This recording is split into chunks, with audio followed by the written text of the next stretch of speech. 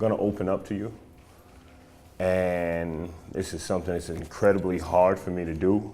You can judge me, if you will. I mean, I guess I deserve it.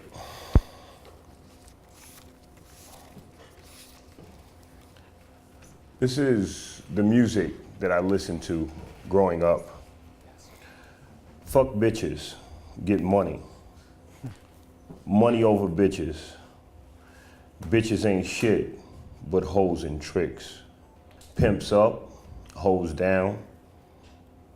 Beating motherfuckers like Ike beat Tina. After I hit her, I'm through with her. There's nothing left to do with her. Pass her to the homie, now you do her. The movies that I loved growing up. The Godfather, Michael Corleone, threatened Kate. Nino Brown, New Jack City, poured champagne over his girlfriend's head and yelled, "Cancel that bitch." In Casino, Nicky Tarantino slapped Ginger. Goodfellas, main character hit his wife. And our favorite spy, 007, slept with multiple women all the time. My favorite spy. Josie taught me to make it personal. Everything that I glorified growing up promoted misogyny. Most of my favorite music and movies were filled with violence and the mistreatment of women. This is the culture, and now we're beginning to change that culture. My shift didn't begin until 3 years ago, but I'll share that with you momentarily. I'll give you a glimpse into how my mind was developed. In addition to the lines from those songs and movies that are cult classics, my favorite books were by Iceberg Slim. Now, it was funny in my household.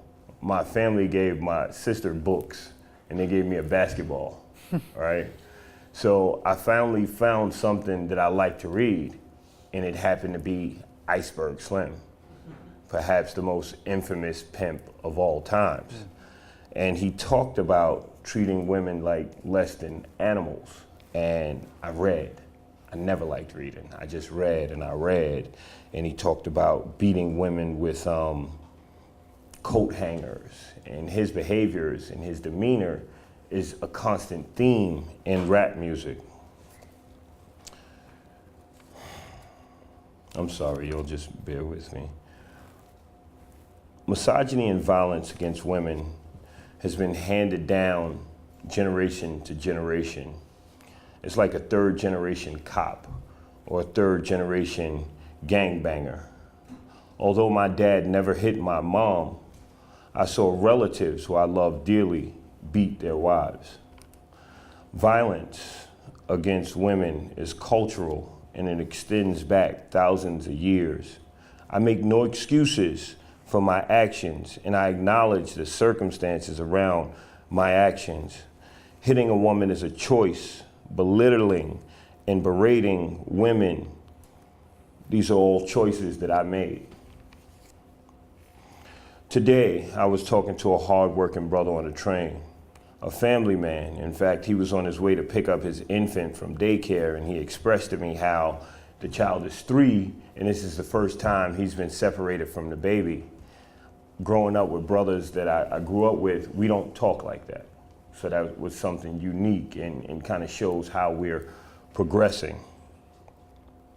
We talked about how it's considered normal to shake a woman up in my culture.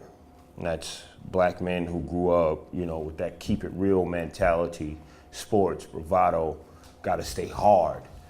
That's not all men. Some men will say it's straight sucker shit, or it's unacceptable to demean women. But for a large portion of us, this is a way of life. This was my way of life.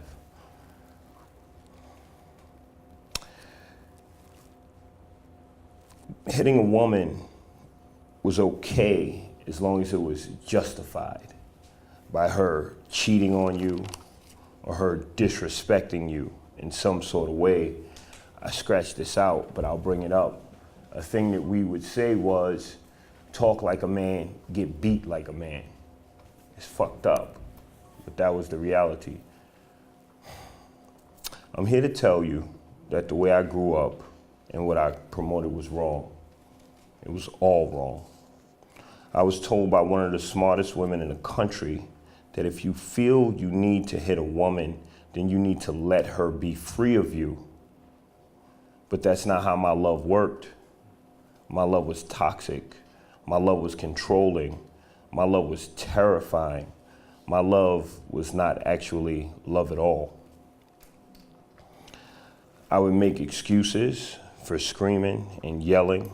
I would make excuses for fighting and physical violence against women.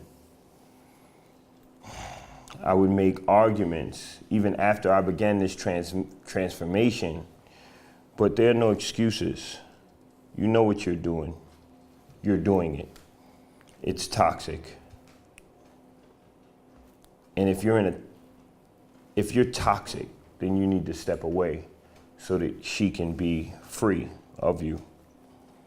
If you feel like you need to hit a woman, then you need therapy. Therapy, meditation, and God is how I healed.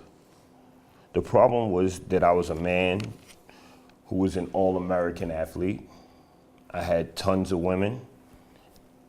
I was an alpha type, and I trained myself to suppress my emotions, only releasing them when I drank. I was a man that battled, that continues to battle with rage, and thank God, no longer alcoholism, but are we ever truly over our alcoholism?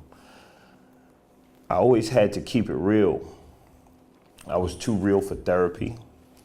I was too real for Alcoholics Anonymous. I was too real for meaningful meditation. I was too real to liberate myself from my oppressive way of thinking. God showed me that this way of living would either kill me or lead me to kill someone that I profess to love. I remember waking up in a CAT scan machine after a barroom fight. I remember smashing bottles over a man's head in a barroom brawl. I remember the shame of drunken rages where I cursed out male and female family members and friends. I remember apologizing to my girlfriend after I used my 6'5", 280-pound frame as a weapon against her. I could have killed her. I've never beat a woman within an inch of her life. However, I have used physical violence against women. And this I know now is unacceptable. I used to slap, I have choked, punched, I have shook several women over the years. I could have done worse. I was on a path to do worse. However, I sought help and put the work in to liberate myself. I fight to liberate people every single day. Black people, obviously. Jewish people, Muslim people, gay people, trans people, and all people with all identities. Most importantly, I aim to use my experience to help women. Some are survivors of domestic violence. Could you imagine having a conversation with a woman whose boyfriend put a gun in her face and pulled the trigger and she survived that? And me looking her in her eye and saying, I was that monster. That monster lives inside of me. However, This is what I want to have as part of my wokeness. I aim for this to be an intersectional wokeness. You can't be liberated in some ways of thinking and be oppressive in other ways of thinking. If you are fighting for oppression, if you are fighting against the oppression of people, then we have to fight for the liberation of all people. We have to seek to liberate them. But first, we must seek to liberate ourselves.